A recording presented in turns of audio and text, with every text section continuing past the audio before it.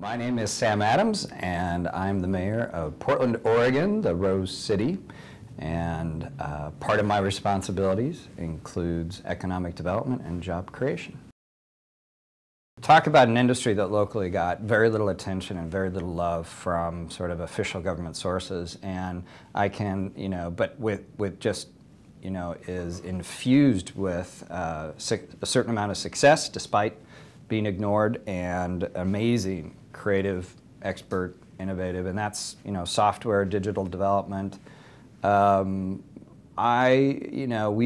not Silicon Valley. We don't want to compete on Silicon Valley. Silicon Valley is becoming sort of the commodity software capital of the United States. We, again, like in our advanced manufacturing and other areas, we're going to compete on, we can't ignore price, but we're going to compete by being cost effective with the value proposition.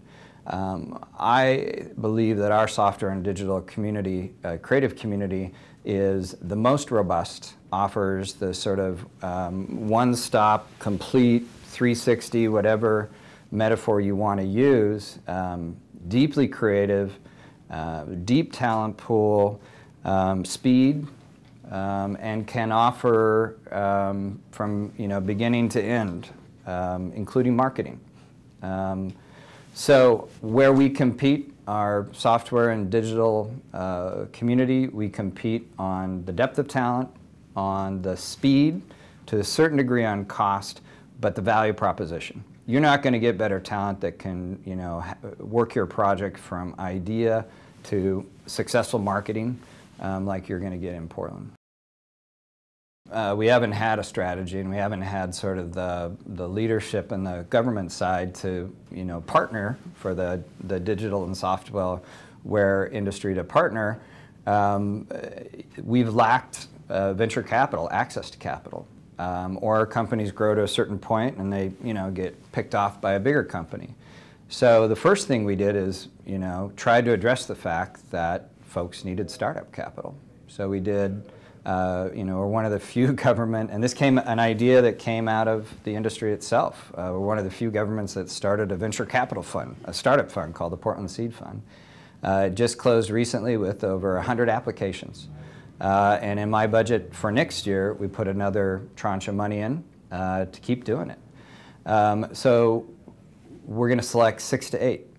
But we also get to show off, the other 90 some that didn't get chosen, and work with them with other partnerships that we have to see if they can get funding in other ways. So we've done that. The other thing is civic apps. We've got all this data in the city and region. We decided to take a regional approach, which is unusual, and provide that data to anybody, and to also, whether it's a competition where you actually win prizes, and we'll be moving into other ways to help startup firms and smart people to afford to work on sort of the civic app sort of world. We've used that to not only make government more responsive, better, we've also used it to help launch businesses. So they've sort of they've shown their stuff, and they're now getting projects, more paid projects around the nation. First 18 months we worked with leaders in the software digital development community to really research in some depth, what do we have here in terms of what is this industry, what are our strengths, and when I describe it as deep pool of talent with a full sort of complete waterfront of services all the way to marketing and direct response back. That's our competitive advantage. To take it further into the months and years ahead, we got talked about the Portland Seed Fund, but also PDX 11 and beyond to help with what we learned in our surveying work of the industry is they want more access to mentoring, and we found a lot of folks that would love to mentor because you get something from that as well. Continued effort on financing, and that's why we're going into our second round of Portland Seed Fund where the city makes a contribution.